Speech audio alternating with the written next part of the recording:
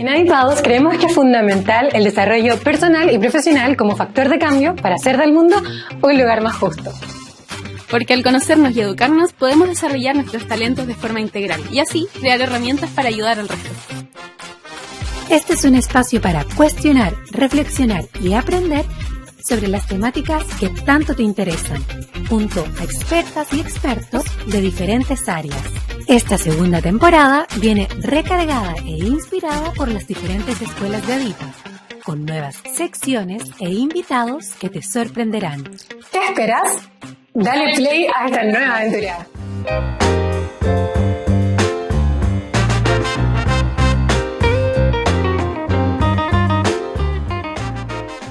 Hola, ¿cómo están? Hoy les damos la bienvenida a un nuevo capítulo de Adipados para seguir conversando sobre estas grandes temáticas que tanto les gustan. En esta oportunidad estaremos hablando sobre migración, un fenómeno a escala mundial que tiene importantes repercusiones tanto a nivel individual como grupal. Esto implica ya la comunidad de origen como la comunidad de destino. Pero antes de partir, quiero saludar a mi querida compañera y psicóloga Clau Rojas, a quien pueden encontrar en nuestra plataforma con importantes consejos en TikTok. ¿Cómo estás, Clau? Muy bien, gracias, Cami. ¿Cómo estás tú? Muy bien, muy entusiasmada por este capítulo. Voy a partir presentando a nuestra invitada. Hoy estaremos conversando con Pilar Phillips, trabajadora social, que cuenta con un magíster en psicología social y estudios en hábitat residencial en contexto de alta vulnerabilidad. Pilar, además, es perito social de la Defensoría Penal Pública en temas de inmigración y género y mediadora sociocultural, intérprete creol español. Tremendo currículum. Sí. ¿Cómo estás, Pilar? Hola, chiquillas. Bien, ¿y ustedes cómo están? Muchas gracias por la invitación y también por poner este tema como en la palestra, que es tan importante discutirlo, conversarlo. Así que un gusto estar acá y muchas gracias. El gusto es nuestro, Pilar. Estamos muy contentas de tenerte en este espacio y ya creo que es hora de comenzar con nuestra primera sección, que es Adipadamente. En esta sección, la idea es que nosotras y toda nuestra audiencia pueda conocerte desde una faceta un poquito más humana. Entonces vamos a hacer 4 preguntas de respuesta rápida. La idea es que no pasen del minuto. Así que vamos a comenzar por la primera, que es ¿quién es Pilar? Tienes 1 minuto para responder desde ahora ya. Bueno, soy, como decían, trabajadora social. Actualmente trabajo como asesora en el gobierno regional con un montón de proyectos interesantes. Y además tenemos un proyecto de la Fundación Ampalé, que trabajamos en temas de mediación intercultural, principalmente con población chilena que trabaja con migrantes, ¿cierto? Las fundaciones suelen trabajar con apoyo hacia migrantes, que es muy importante, pero queda un poco de lado la educación intercultural y el trabajo de puentes, ¿cierto? Con personas que trabajan con población migrante y que a veces no tienen las herramientas de contexto para poder entender un poco lo que implica esto. Además, soy hija, soy pareja, soy amiga, me gusta mucho el humor, hago hartas cosas, me gusta el bordado y eso, practico aeroyoga, muchas dimensiones de la vida, creo. Soy de la 6ª región de origen, pero vivo en Santiago hace harto tiempo. Y soy una apasionada por los temas de derechos humanos y sobre todo con población vulnerable, desde una mirada interseccional, ¿cierto? Con mujeres, con disidencias, etc. Que se diste en el clavo. Diste en el clavo con nuestra siguiente pregunta, que es ¿cuándo descubriste tu vocación por el área en la que te desempeñas?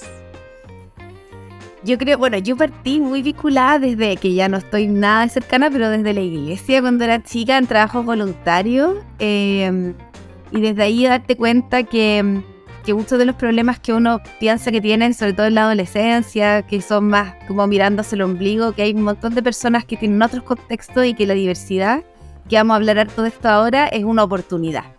Entonces, viendo esas diversidades a través de trabajos voluntarios en zonas rurales, zonas urbanas, con niños, con mujeres, me di cuenta que pues como que la pega podía transformarse en un espacio de transformación, no solo en un espacio donde uno podía ganar lucas, sino que para sobrevivir, sino que también donde uno se levantara, dedicar el día, la vida y el espíritu a hacer del mundo un poco más humano, más justo, más amigable para las demás personas.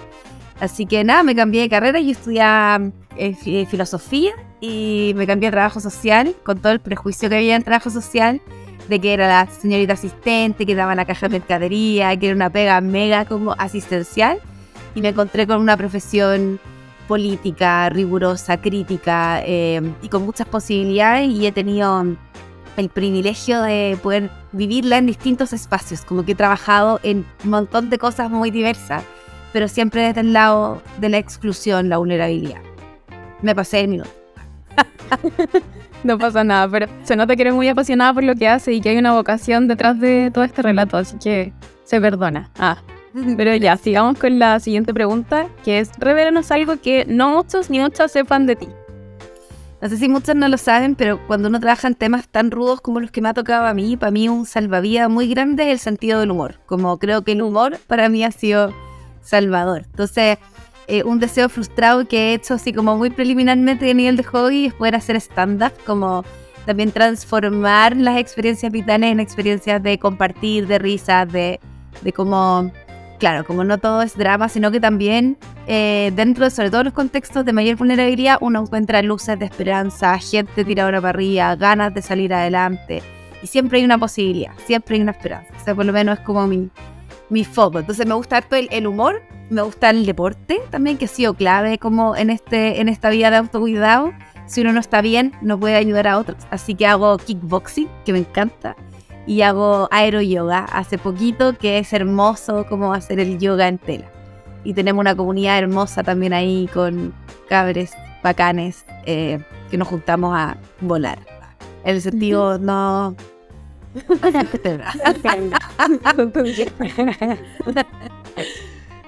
Y vamos con la última pregunta de esta sección, que es, ¿cuáles consideras tú que son los problemas más urgentes que deben abordarse en Latinoamérica? Mira, no tengo la respuesta, pero yo creo que uno de los problemas más urgentes de abordar en Latinoamérica es un poco lo que estamos trabajando desde el racismo y la xenofobia. Latinoamérica es un continente muy miope respecto a su origen, ¿cierto? Muy miope respecto a nuestra identidad mestiza. Como hay un problema de fondo que no tiene que ver con la migración, sino que tiene que ver con nuestra época colonial y cómo se instaló el mestizaje como un proceso y un proyecto de blanqueamiento en Latinoamérica.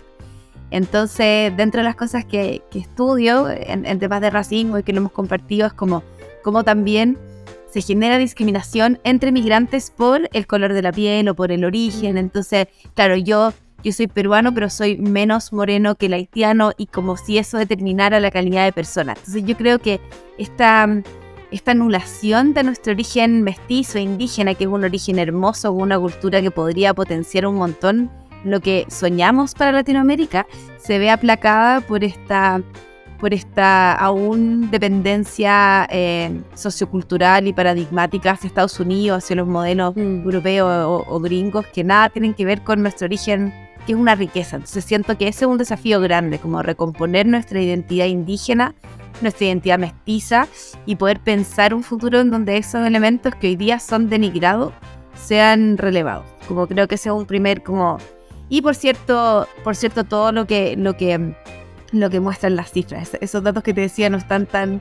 que ese es otro tema, la ausencia de cifras en temas de migración y en temas de discriminación, que eso también te dice algo. La ausencia de cifras es también político, ¿cierto? Pero sin duda las cifras que existen son contundentes en temas de desafíos pendientes en desigualdad. Latinoamérica es un continente profundamente desigual, un continente profundamente violento en muchos sentidos. A mí me choca cuando hablamos de inseguridad y que hay que llamar estado de excepción. Yo tuve la suerte de vivir en Centroamérica, que es un país, un continente hermoso, pero a la vez muy complejo, ¿cierto? Cuando uno ve la realidad de El Salvador, la realidad de Honduras, la realidad de México, son otros problemas de seguridad y violencia y que tienen que ver también con los movimientos humanos. Lo mismo con el tema del cambio climático y en los temas medioambientales, que creo que es un desafío mundial, pero que en Latinoamérica estamos secando el principal pulmón verde del planeta, que es el Amazonas, ¿cierto? Eso, creo que son problemas multidimensionales. Yo no tengo la respuesta, pero sí creo que hay problemas históricos y de larga data, como la desigualdad, como la violencia, y nuevas problemáticas sociales que tienen que ver con los desplazamientos humanos, que tienen que ver con el deterioro del medio ambiente, y en temas más como también con temas identitarios y de respeto a las diversidades, de cómo vamos construyendo nuevas identidades y que eso tenga lugar en la política pública, en el trato interregional y en los procesos como de desarrollo de los países. De hecho, algo te quería preguntar en ese sentido, si a ti te había tocado vivir fuera de Chile y cómo fue tu experiencia. Súper. Si pudiésemos hablar. Yo tuve la fortuna, bueno, yo trabajé, mi primera pega, sí, hace muchos años atrás, fue en la Fundación Techo, que trabajábamos con familias de campamento y de asentamiento precario en Latinoamérica. Entonces tuve el privilegio de poder recorrer gran parte de Latinoamérica, conociendo la parte no bonita o no turística de países como Perú, Bolivia, Paraguay, acompañando a voluntarios en construcción de viviendas de emergencia y voluntariado. Y ya cuando me voy de ahí, me fui a vivir a Haití. Estuve viviendo un poquito más de un año en Puerto Príncipe, que es la capital. Y ahí trabajé con la Fundación América Solidaria, particularmente en un proyecto de prevención y tratamiento del cólera con temas de infraestructura sanitaria. Después del terremoto del 2010, hubo una crisis brutal sanitaria en Haití, que ya tenía condiciones precarias de pobreza y de desigualdad, que se profundizan con el terremoto, y hay un brote de cólera muy grande. Y yo me voy a liderar un proyecto que se llama Proyecto WASH Cólera, en donde trabajamos con comunidades rurales con temas de agua potable, saneamiento y educación ambiental, higiene, etc. Y eso obviamente cambió mi vida radicalmente, y después de eso me quedé viajando por Latinoamérica un rato, principalmente por Centroamérica, porque muchos de los voluntarios y la gente con la que yo trabajaba en Haití eran de El Salvador, Honduras, Guatemala, donde generé vínculos familiares básicamente, y toda esta gente trabajaba en temas de superación de pobreza en sus países de origen. Entonces nos fuimos como vinculando, por ejemplo en Guatemala con la Luchi, que trabajaba en un lugar que era como un basural gigante con niños y niñas. Entonces estoy trabajando con ella y a la vez recorriendo un poco el país. Así que sí, pues esa experiencia fue muy importante y marcadora para la vida hacia adelante, y para mi pega actual también, pues, y para los activismos propios, tanto a nivel académico como personal. Tremenda experiencia que viviste entonces, que marcó sin lugar a dudas el resto de tu trayectoria, que te llevó hasta donde estás hoy día. Sí, muy feliz.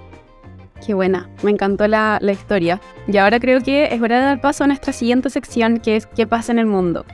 En esta sección nosotras buscamos analizar algunas noticias que tienen que ver con el tema que nos convoca. Pero antes de eso, nos gusta que nuestras invitadas nos den un poquito de información para comprender más en profundidad el tema que vamos a tratar. Entonces, queríamos partir conversando sobre la migración, ¿cierto? Que es un fenómeno que siempre ha existido a nivel mundial, pero que en los últimos años se ha hablado de una crisis migratoria, principalmente en Europa y algunos países de América Latina. En concreto, ¿qué es lo que le da el carácter de crisis a este fenómeno hoy día? Mira, yo creo que efectivamente la migración es un fenómeno, la movilidad humana es un fenómeno histórico desde el inicio de los tiempos, ¿cierto? Nuestra misma constitución identitaria tiene que ver con esos flujos de etnias en su momento, de pueblos, de flujo comercial, intelectual, etc. Pero se empieza a hablar se empieza a hablar de un problema migratorio cuando efectivamente las economías empiezan a verse amenazadas por esos flujos que muchas veces son humanitarios. Hay distintos tipos de migración. La crisis migratoria se suele asociar a migraciones de carácter forzosa, ya sea por motivos económicos, sociales, medioambientales o políticos de los países de origen, que generan grandes éxodos en poco tiempo de personas, por ejemplo, lo que estamos viviendo en Latinoamérica con Venezuela, lo que se vive en Europa con Siria o con África, con Ruanda en su momento, producto de guerras civiles o con temas más asociados a matanzas colectivas y otras cosas. Entonces, eso genera que los polos tradicionales de migración, que son países categorizados como más desarrollados, que yo tengo una crítica profunda al concepto de desarrollo, como el concepto de desarrollo se suele asociar a indicadores como más bien económicos o más bien cuando tú te das cuenta que Estados Unidos es un país que es de los desarrollados, en donde hay otro tipo de problemáticas que afectan como una crisis mucho más compleja, como el tema de las armas, el tema de la salud mental, ¿cachai? El tema de los vínculos, que no es menor, ¿cierto? También hay una pandemia en temas de salud mental ahí, y tú decís, ¿qué entendemos también por ese desarrollo? Yo que viví en uno de los países más pobres del mundo y el más pobre de Latinoamérica, Claro, mi calidad de vida en lo material era peor de la que tengo acá, en términos que no había agua potable, los caminos son complejos, etcétera. Pero mi calidad de vida emocional era distinta porque estaba en un lugar en donde había una solidaridad colectiva, en donde la primera reacción de una persona era ayudar al otro. Si yo tenía 1 kilo de arroz, lo cocino para toda mi cuadra. Si mi vecina necesita ayuda, yo la voy a cuidar. Entonces, esa vinculación afectiva que también tiene que ver con la calidad de vida, con la salud mental, con las vinculaciones, en un contexto neoliberal es algo que siento que no se pone en el mismo lugar. Entonces, cuando hablamos de crisis migratoria hoy día, tiene que ver, así como la definición teórica, son movimientos masivos de personas hacia polos particulares que generan distintos movimientos en las economías y en los vínculos sociales y en las sociedades de recepción. Eso en términos como muy generales, pero en Latinoamérica pasa un fenómeno muy particular, que es que en los 90, como para entender un poco lo que está pasando hoy día, ¿cierto? En los 90 se cierran los polos tradicionales de migración con políticas migratorias mucho más estrictas, como Estados Unidos, Canadá, Francia, y por lo tanto países que tradicionalmente migraban hacia el norte empiezan a migrar hacia el sur, en lo que se llama la migración o el aumento de la migración sur-sur de los 90, que Chile en los 90 había recuperado la democracia, que era harto decir, y tenía una cierta estabilidad económica social que era un polo atractivo para países principalmente vecinos como Perú, Bolivia, Argentina. Esa migración fue eminentemente femenina, no sé si se acuerdan, como de mujeres que venían a trabajar como asesoras del hogar principalmente en una economía creciente, y principalmente de Bolivia, Perú. Había muy poca migración afrodescendiente en ese entonces, y eso aumenta en el año 2010, principalmente post-éxodo haitiano. Después del terremoto del 2010, muchos haitianos dejan su país de origen, y es una migración al contrario de la migración sur-sur de los 90, más masculinizada, porque es una migración económica, en donde vienen a trabajar para mandar dinero a su familia.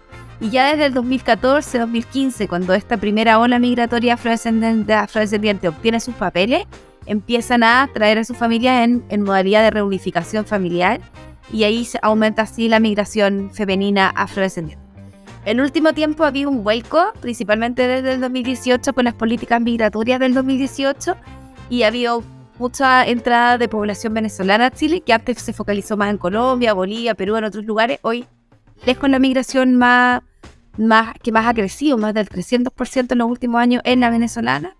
Y la migración haitiana en particular, y también colombiana y dominicana, ha tendido a salir del país, también bastante masivamente.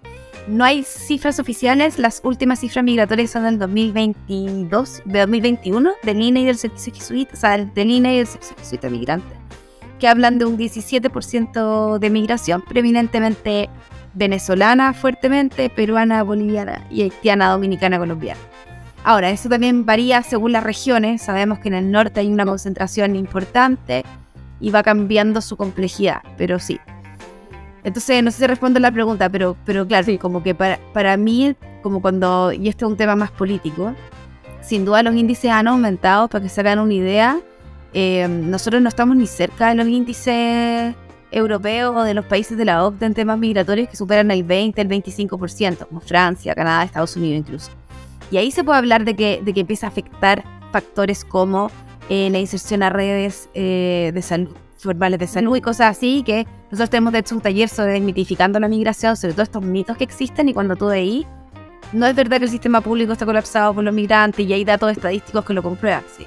Y un montón de otros mitos, que los migrantes no pagan sus impuestos, pagan mucho más impuestos que nosotros, tienen más años de escolaridad que nosotros muchas veces, ¿sí? Pero tienen muchas más dificultades de acceder, porque puede haber un abogado. Yo he conocido abogados haitianos o venezolanos que hoy día están trabajando en servicios porque no pueden apostillar o no pueden validar sus estudios y dedicarse a su profesión acá todavía, ¿sí?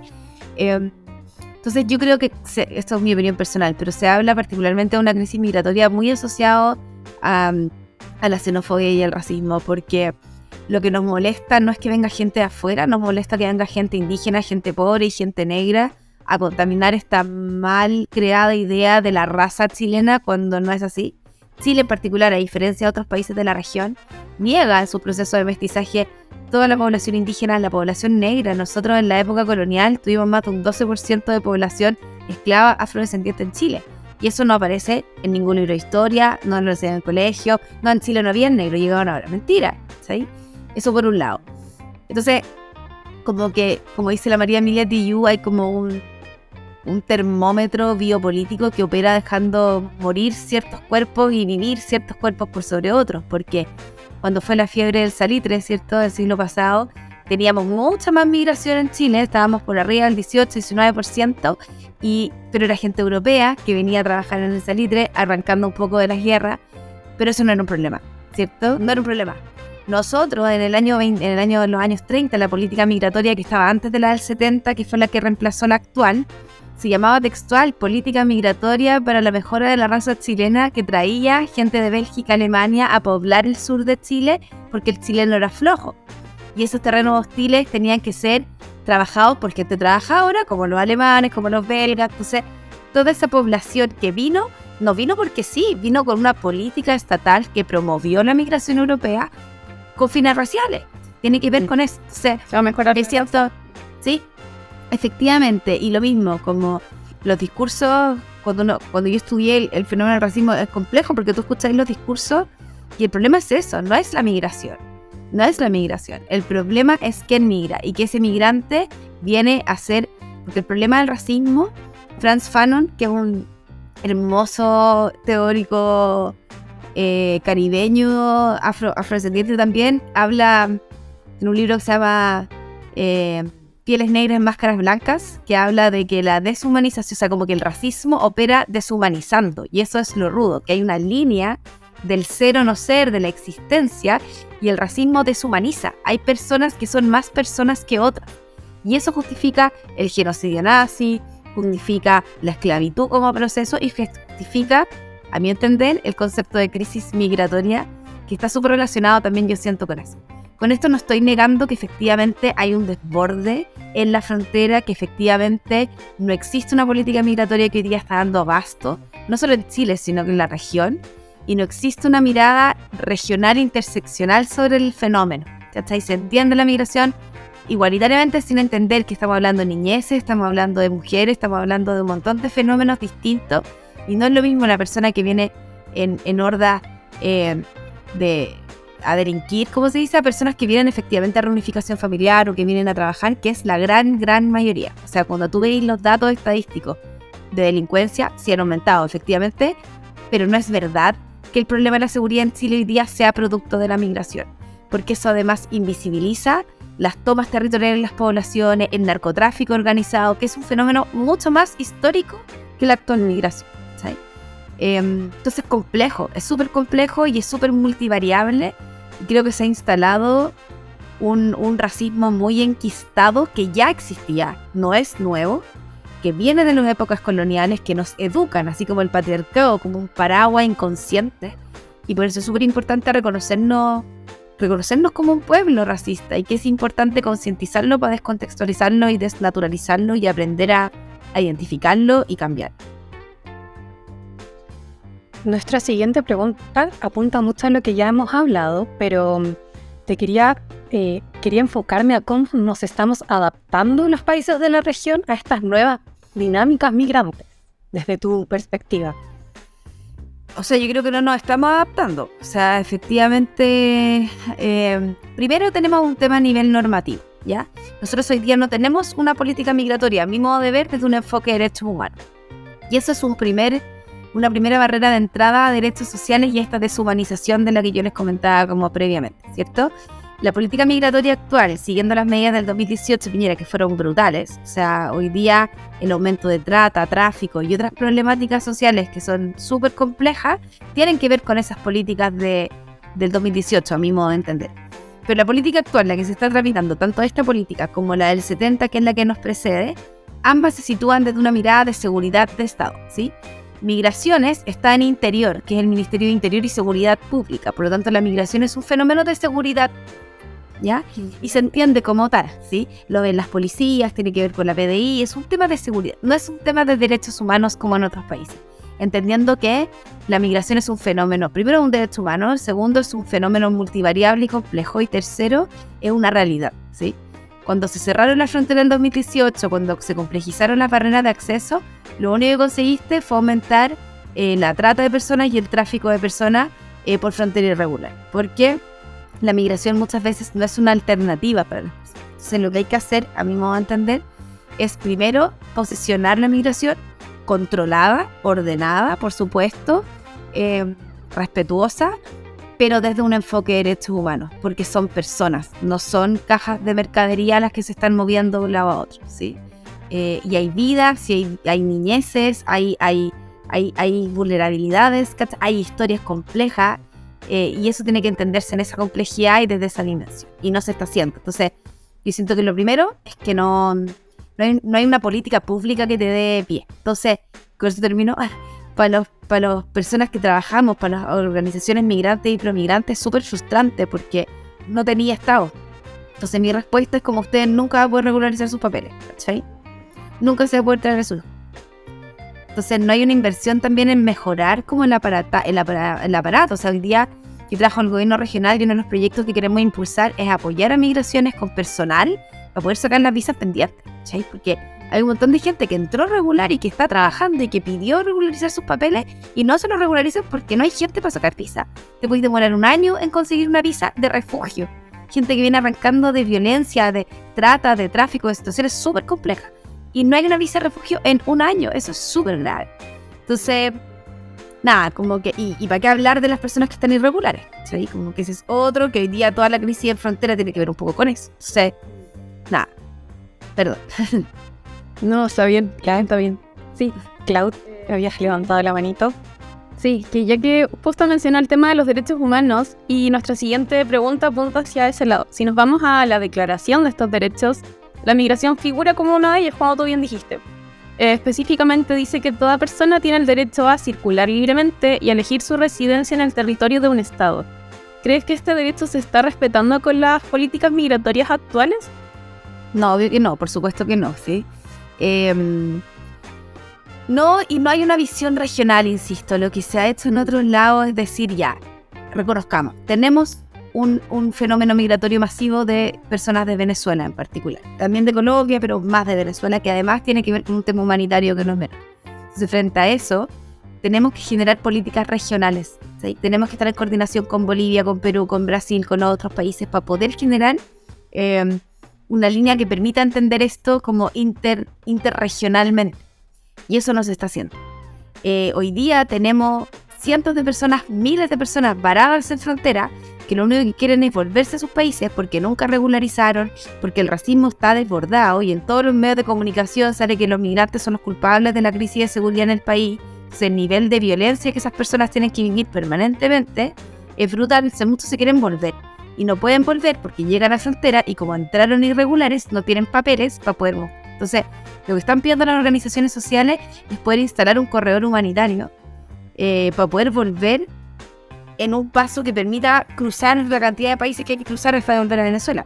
Pero ¿cuál es el problema? Perú dice, yo no quiero que entre esta gente porque ¿quién no me asegura que estos venezolanos se van a quedar acá y no van a seguir hacia su país? ¿Sí? Y yo no tengo abasto por recibir gente porque también la realidad en los países está compleja en la región. Entonces, al hacer un corredor humanitario te permite que las personas lleguen seguras, lleguen en condiciones dignas dentro de lo complejo que es todo ese proceso, pero poder permitirlo desde un enfoque de derechos humanos. A eso me refiero. El enfoque de derechos humanos es entender a la persona en su calidad y en su dignidad de persona, más allá de quien sea, de su origen, de su situación social, económica. Pero en las sociedades neoliberales en las que estamos insertas, la identidad y la existencia depende mucho de tu capacidad de consumo hoy día. Entonces, eso también tiene que ver con los estudios de racismo, en donde esta deshumanización hoy día tiene que ver con tu capacidad de acceso al mercado y también con tu cuerpo, ¿cierto? Y por eso es tan interesante, yo creo, el enfoque interseccional, porque te permite no meter a todo el mundo en el mismo saco, porque no es lo mismo ser migrante peruano que haitiano, pero tampoco es lo mismo mujer que hombre haitiano, tampoco es lo mismo ser migrante de las disidencias, migrante trans, migrante niño, niña, como ahí se van cruzando una serie de variables que requieren una mirada particular, creo yo. A mí me pasa al escucharte, Pilar, que me hace mucho sentido el tema de la migración pero siento que las condiciones de la región, no sé cómo podríamos trabajarlo en educación para nosotros, educación cívica, para que no se vuelva como un roce, algo crudo. No sé si se explica un poco lo que estoy diciendo. Sí, mucho. Ese es el problema, porque el Estado, al no tener una política pública real y al no hacerse cargo realmente del problema, lo que hace es cargarle la atención a los territorios. Es cosa de ir a Colchane, es cosa de ir a Iquique, ¿cachai? Entonces, cuando hace pocos años vimos manifestaciones quemando bienes de personas en situación de calle por ser migrantes, esa es una tensión que pudiese haberse evitado, ¿cachai? Como que, en el fondo, yo juzgo 100% esa acción, pero por otro lado, no es que la entienda, nunca la voy a entender y me parece terrible, pero tení comunidades colapsadas, ¿cachai? Municipios colapsados que no dan abasto con la necesidad y evidentemente eso genera tensiones territoriales locales, al no pensar esto de una mirada global, regional y con la seriedad que implica. Hay lugares como por ejemplo donde hay crisis de este tipo, en donde se puede pensar en un espacio donde poder coordinar, ordenar, ver las problemáticas, ver cuáles son la situación y no tener a la gente en la calle, condicionando ciertas cosas. Albergues, los albergues hoy día, como poner políticas de dignidad mínima, siento yo. Entonces, hoy día es súper complejo y efectivamente tensiona, y yo creo que lo que decís tú es súper importante, Cami, como el tema de la educación.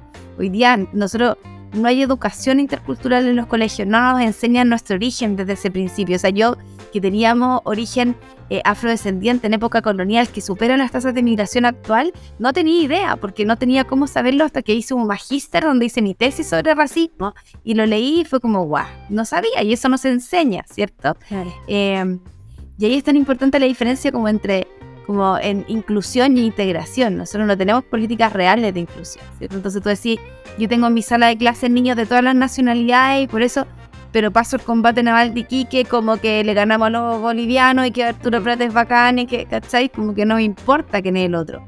O no tengo mediadores en los hospitales y eso depende de la voluntad del servicio de salud y no de una política pública que permita que gente pueda tener acceso en su idioma de origen a la información primaria. O sea, yo partí trabajando como mediadora por amigas enfermeras, médicos que me llamaban y me decían, estoy en el hospital, tengo una mamá con un hijo enfermo que tiene un daño importante y no tengo cómo decirle qué cuidados tienen que tener hacia su hijo. O sea, y eso es súper extendido. Yo hice mi etnografía de mi proyecto de título del magíster en un hospital en Puente Alto, que es un hospital pediátrico con niños hospitalizados de alta complejidad, que llevaba más de 3 años hospitalizados. Y en la primera reunión que tuvimos en creol, las mamás todas preguntaron lo mismo, y los doctores como obvio que saben, si llevan 3 años acá, no sé qué, todas preguntaron lo mismo, preguntaron ¿qué tiene mi hijo? ¿Cuál es el diagnóstico? No lo sé. Tú decís, eso está pasando y está pasando extensivamente. Entonces, ¿para qué hablar de violencia obstétrica? ¿Para qué hablar de otro tipo de fenómenos más complejos? Entonces, yo siento que yo no tengo la respuesta y entiendo las posiciones de ambos lados. De como que también creo que es fácil juzgar desde la vereda moralista, desde que la señora en Colchane que está agotada, de que en el fondo colapsen ciertas, que hayan carpa en el bandejón central de la Alameda y que después se muevan y que como que en el fondo eso también genera estas tensiones porque no hay una mirada intercultural de hacernos cargo desde una mirada humana de la realidad de personas que vienen muchas veces forzadas por situaciones de violencia y hambruna en sus países. Pilar, y estas tensiones que tú mencionas, que son súper potentes y son persistentes en el tiempo, ¿cómo afectan la salud mental de las personas migrantes? Brutalmente, nosotros ahora en el gobierno regional también estamos haciendo un estudio con el Servicio Jesuita de Migrantes sobre afectación en salud mental de niños y adolescentes que ingresan por frontera irregular a Chile.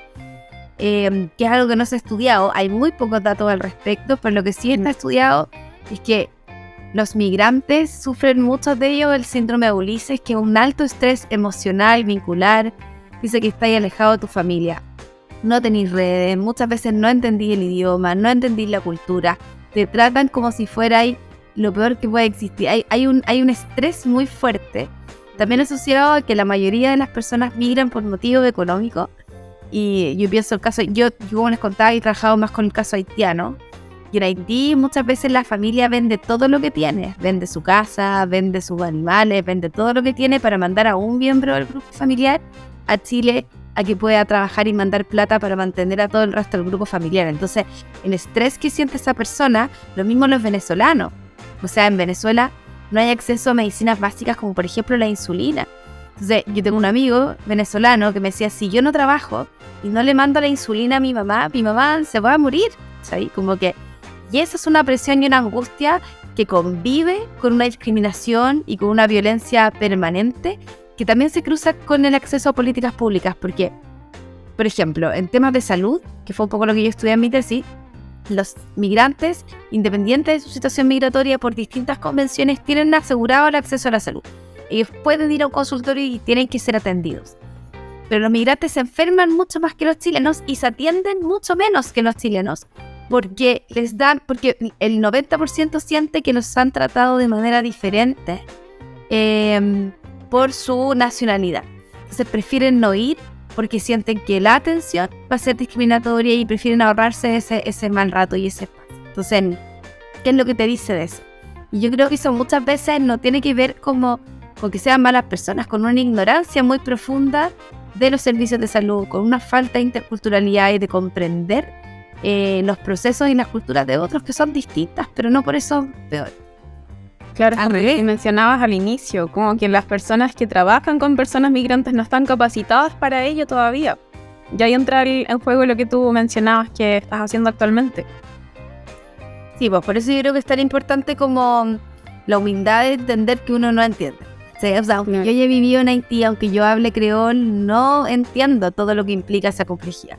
Pero sí podemos trabajar, o sea, por ejemplo, un trabajo muy bonito que hicimos fue con matronas en Quilicura, en donde llevamos dentro del equipo, o sea, en el fondo de mi amigo hay gente haitiana que les va contando y les dice, mira, no es que las mujeres haitianas no quieran ir a los controles prenatales de sus hijos porque sean malas mamás y porque no les importa sus embarazos, es porque en Haití no existe la salud primaria, ¿sí?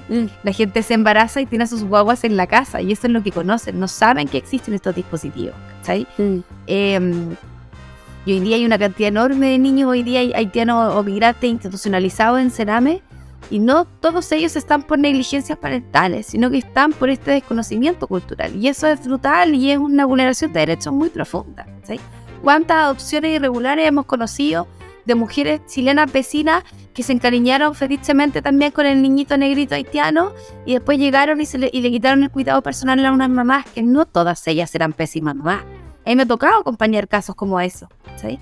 A mí me tocó acompañar el caso de Jean Florville, que fue el caso de una mujer que terminó muriendo en la posta central por el Estado chileno, por vulneraciones racistas a su persona. Entonces, siento que esto es algo que está muy metido debajo de la alfombra y ponemos la discusión como en la seguridad y en la individualidad de cómo a mí me afecta, y no estamos pensando que hoy día hay personas que están muriendo por esta irresponsabilidad de no hacerse cargo del tema de una manera integral. Con esto no estoy diciendo que hay que abrir la frontera y que entre todo el mundo, porque no, y porque efectivamente la migración hoy día es un fenómeno multivariable, y sí hay gente migrante que viene a delinquir, y sí han aumentado un montón de prácticas que no estaban instaladas y que son complejas de medir, ¿cierto?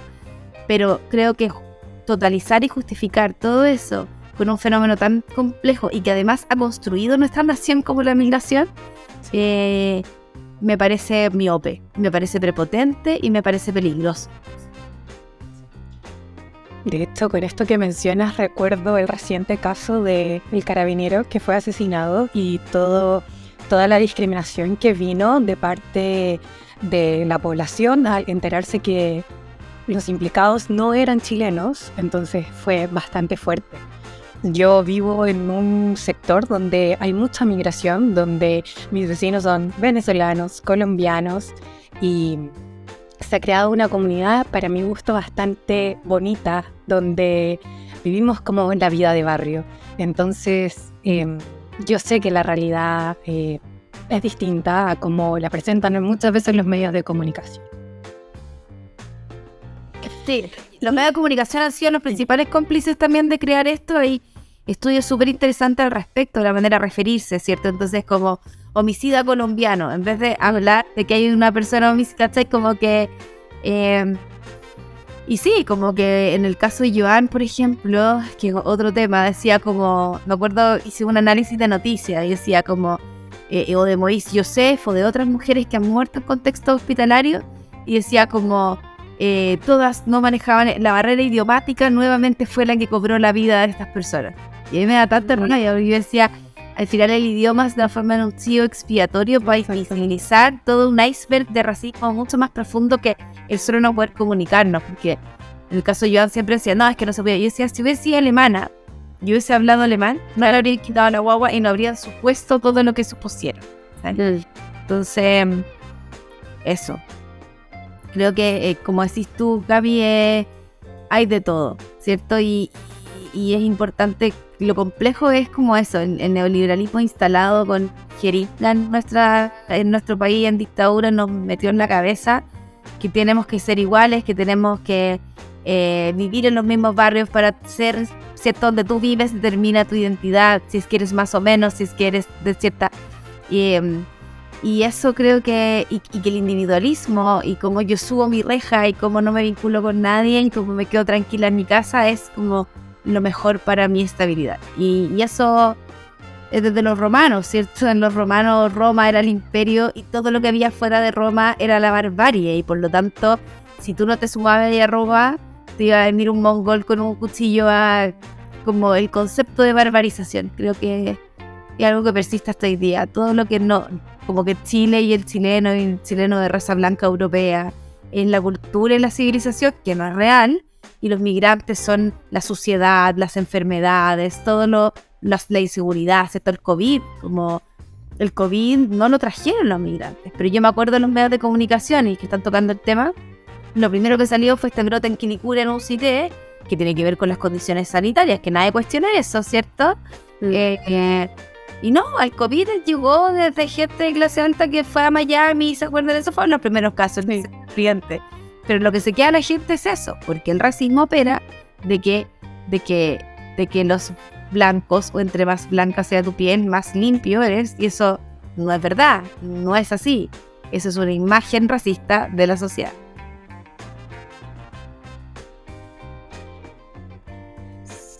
Yo creo que ya con esta larga conversación pudimos abarcar las diferentes preguntas que teníamos sobre las noticias. Por eso yo quería dar pie a nuestra tercera sección, que se llama Comunidad Adipa. Clau, ¿quieres explicar un poquito mientras yo busco el audio? Voy, perfecto. Comunidad Adipa es una sección donde invitamos a personas a través de redes sociales a participar de este espacio.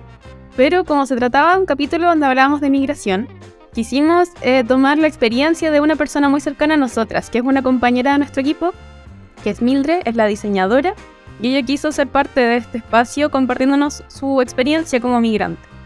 Así que, Cami, si podemos reproducir su audio. Voy. Mi nombre es Mildred Reyes, tengo 30 años, soy venezolana. Emigré a Chile en el año 2019, tengo 4 años y medio acá en el país. Y mi historia por la inmigración ha tenido sus etapas. Primero que nada porque yo no tomé la decisión por forma voluntaria, sino fue prácticamente de manera obligatoria, buscando un mejor futuro y mejores oportunidades tanto para mí como para mi familia.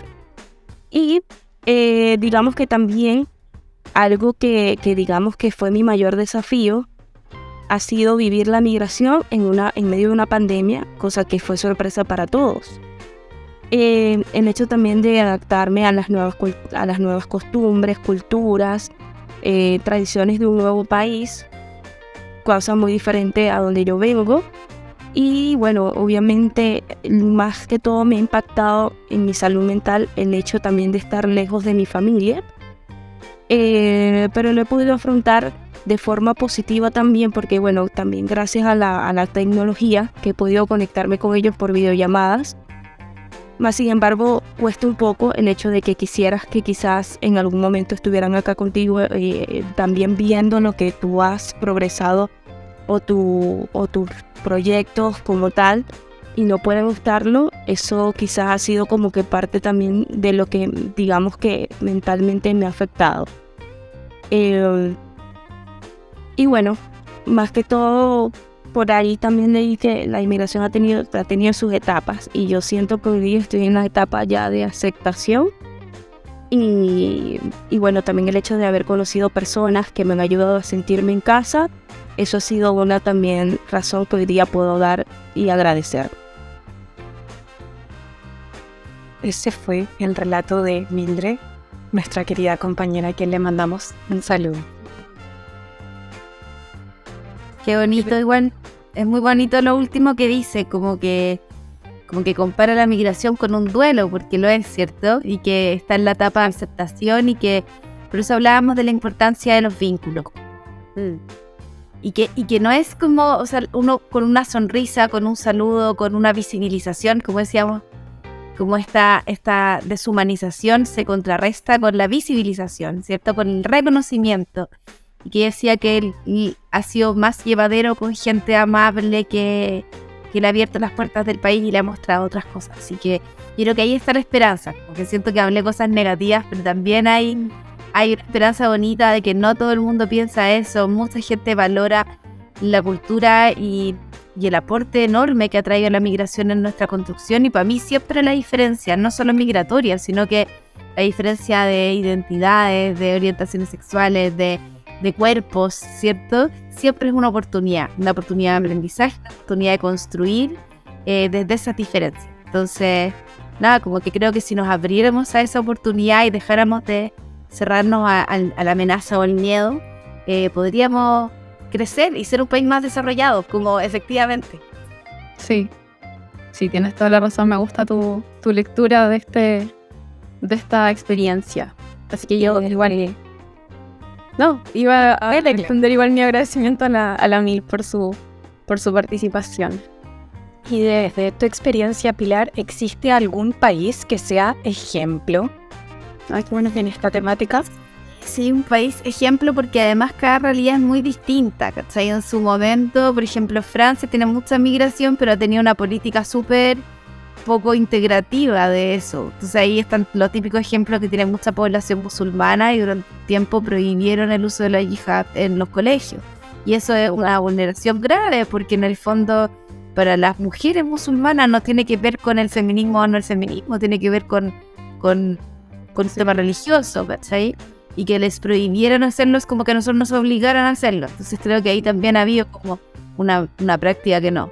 Pero sí creo que el tema de las cuotas, tengo un amigo egipcio que trabaja en la frontera y que llega mucha población del resto de África, de países menos desfavorecidos, y tienen un campamento de refugiados en donde pueden como apoyar en los casos concretos, ayudar en la inmediatez, saber quiénes vienen por reunificación, saber quiénes vienen con antecedentes penales, que también tenéis que hacer como, o sea, insisto, yo no creo que haya que abrir frontera porque eso va a generar mucha más tensión y complejidad, pero sí creo que hay que ser honesto en las medidas que uno aplica. Las medidas del 2018, que fueron las primeras, fueron medidas abiertamente racistas, en donde se abría la frontera para algunos y se cerraba literalmente para otros, pidiendo requisitos como certificado de antecedentes cuando en Haití no existe ese documento, tuve que crearlo en la embajada. Pidiendo, ¿cachai? Como que en el fondo fue abiertamente, todos los países podían tener 3 meses de visa de turista, que es lo usual, menos Haití, que tenía solo por un mes. Entonces como que también ahí te habla de una mirada que tiene que ver con esa segmentación. Entonces yo creo que hoy día las políticas tienen que, uno, tener un enfoque de derechos humanos, y dos, una mirada regional que te permitan entender esta complejidad. Y sobre todo dejar también de poner el foco solo en los migrantes y empezar a trabajar con la población chilena desde niños y niñas en temas de interculturalidad, en temas de dejar de caracterizar a las personas por su origen, su color de piel, su forma de hablar, y empezar a verlas como las personas que somos, ¿cierto? Eso, yo creo que es un tema súper difícil y yo creo que hay que hacerlo como en esos 3 niveles, en un nivel macroestructural, como de cambio de política pública, de entender lo regional, pero también a nivel local, a nivel comunitario, a nivel de instituciones como los colegios, los consultorios, los espacios, la calle, los barrios, nuestros propios vínculos. Creo que ese cuestionamiento tiene que ser en esos 3 niveles, ¿cierto? Porque es fácil decir, que el Estado se haga cargo, me da lo mismo, pero o sea, cuando yo entrevistaba a gente siempre partían como, mire, yo no soy racista, pero, y se mandaban los peores comentarios racistas posibles, ¿cachai? Entonces creo que por eso la educación hoy día es tan importante y hay que pensar como al corto, mediano y largo plazo. Al corto plazo se nos cargó de la emergencia que tiene que ver con que hoy día hay miles de personas en fronteras pasando hambre y frío sin posibilidad de volverse a sus países de origen. Millones de personas pidiendo sus papeles sin poder regularizarlos, por lo tanto hay que reforzar extranjería, hay que reforzar para poder sacar eso. Y tercero, yo no me niego a quizás un cierre temporal para poder como ordenar y mirar antes de poder seguir, porque hoy día está potenciando delitos graves como la trata y el tráfico de personas. Que también es importante formar a los equipos en poder pesquisar, porque mucha gente no sabe la diferencia entre abuso laboral y trata de personas. Y cuando hablamos de situaciones de trata es súper complejo, es súper grave, hay mucha explotación sexual asociada a trata de mujeres que vienen pensando que vienen a trabajar, se les requisan sus pasaportes, sus documentos y se les obliga a ejercer el comercio sexual sin ninguna posibilidad de escapatoria porque no tienen redes, no tienen documentos, no tienen forma de arrancar. Y así un montón de trabajo infantil y otro tipo de complejidad. Entonces, eso, como que la invitación que yo haría es como a abrir un poco la mente, a informarnos, pero también a abrir el corazón, a entender que la migración es un proceso complejo y que de verdad un trato digno, humanitario y sin prejuicio nos va a hacer crecer a todos. Sí, yo me quedo de todas maneras con uno de los mensajes que tú entregaste, que es el hacer un trabajo individual también, de empezar a ver el mundo de otra forma. Pudimos hacerlo muchas personas recientemente con el enfoque de género, desarraigarnos de todo nuestro aprendizaje y formas de relacionarnos con el otro y con nosotras mismas de una mirada patriarcal. Pudimos hacer ese cambio y con este tema de la migración también podemos hacerlo. Creo que de nuevo, el problema no es la migración, es el colonialismo. Exactamente. Creo que ese es el tema de fondo, es el colonialismo y el racismo asociado a esta triada que se instaló a fuego y tatuada en la piel entre colonialismo, racismo y patriarcado machista, que está súper de la mano también. Así que tratar de dejar, como pienso que es un iceberg, como lo que ve la gente, son como hay mucha gente de otros países, va a estar todo colapsado, están aumentando los delitos, como está llegando el sicariato, ¿cachai? Que sí, pero hay un iceberg mucho más profundo que tiene que ver con cosas más enquistadas y que se usa la migración como un chivo expiatorio para anular como otro tipo de fenómenos sociales más enquistados y que tienen que ver, como haces tú, con este multinivel, como frente a problemas complejos y soluciones complejas, como la solución no es no es poner una zanja, eso no te va a solucionar el problema. Pero tampoco es mandar a todo el mundo para afuera, eso tampoco te va a solucionar el problema. Claro. Y ya con esto pasamos a la última sección de nuestro querido podcast, que se llama Micrófono Abierto, que es una de mis favoritas, porque en esta sección la idea es que nuestra invitada nos entregue alguna opinión polémica, entre comillas. Así que tenemos algunas preguntas que vamos a plantear al azar y necesito que escojas un número del 1 al 5. 3. Ya, vamos con la pregunta número 3. Aquí no tienes límite de tiempo, así que eres libre de entregar. Me gusta hablar. Voy a tratar el de discurso. Ya, la pregunta dice lo siguiente. ¿Los o las inmigrantes que cuenten con antecedentes policiales deberían poder ingresar a cualquier país de la región libremente? No. O sea, a ver, es súper polémica, ¿cierto? Porque también ¿sí? Lo que pasa acá es como que tú decís, la gente, yo trabajé muchos años en cárceles, ¿cierto? Como perito, y me tocó entrevistar a migrantes privados de libertad por delitos, ¿sabes?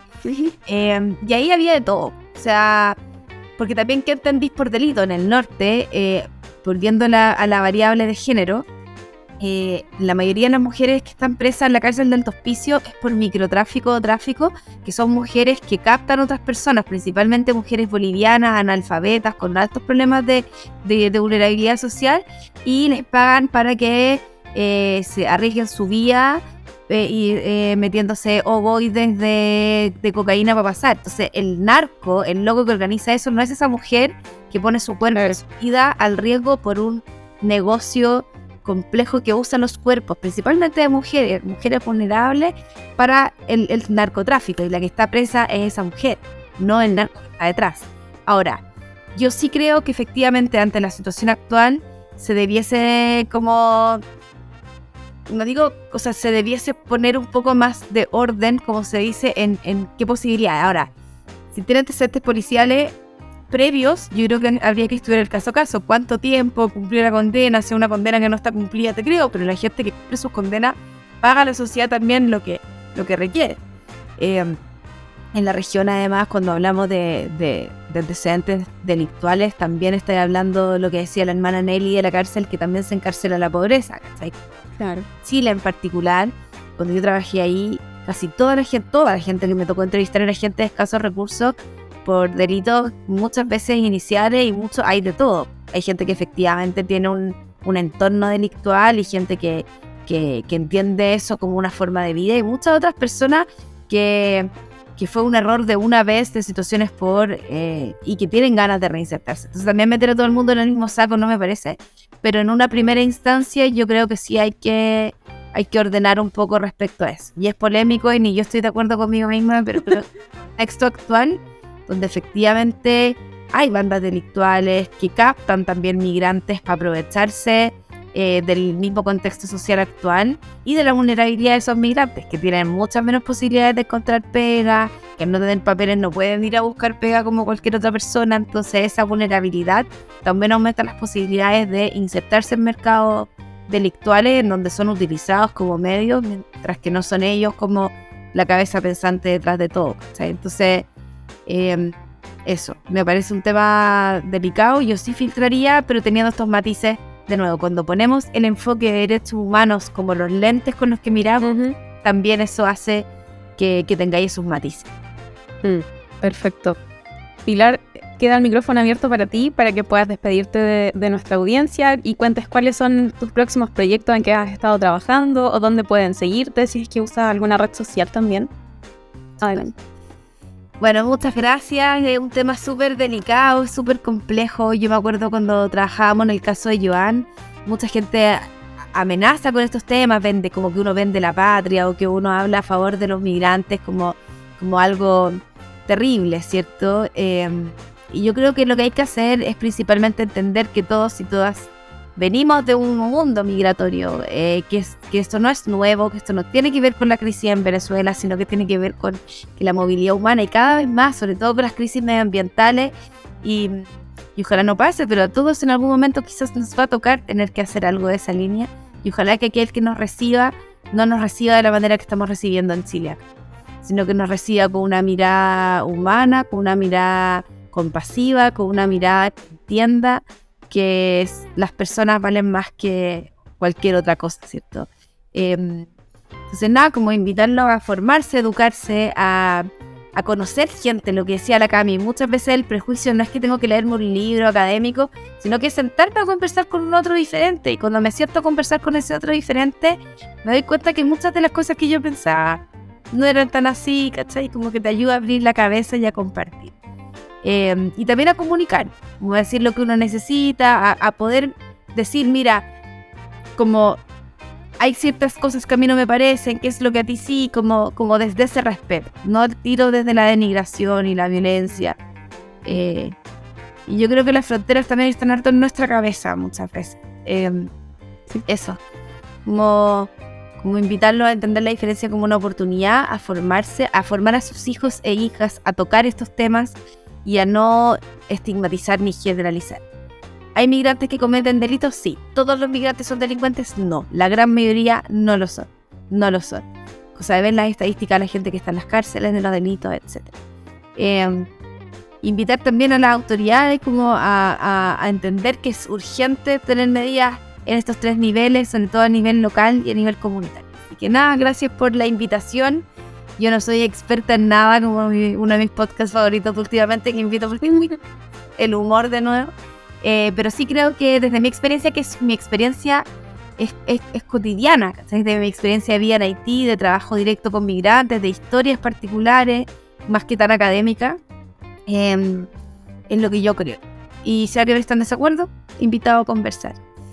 Próximos proyectos, yo estoy trabajando en el gobierno regional, voy a estar dando algunas clases, eso va a ser entretenido. Me invitaron a la Universidad del Desarrollo a dar una clase sobre migración y racismo, que me tiene muy entusiasmada porque va a ser un público duro y eso me tiene entusiasmada también.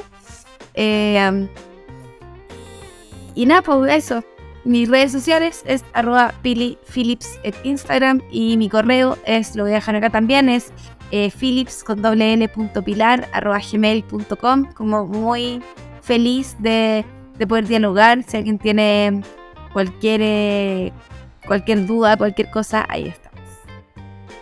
Muchas gracias, Pilar. Muchas gracias. Y a toda nuestra audiencia que nos está viendo o escuchando, no se olviden de seguirnos, compartir este capítulo, activar la campanita de notificaciones y calificarnos. ¿Y dónde nos pueden encontrar? En Spotify, en YouTube, en Google Podcast y en adipa.cl/adipados y en adipa.mx. Nos vemos hasta el próximo. Chao, un abrazo. Chao.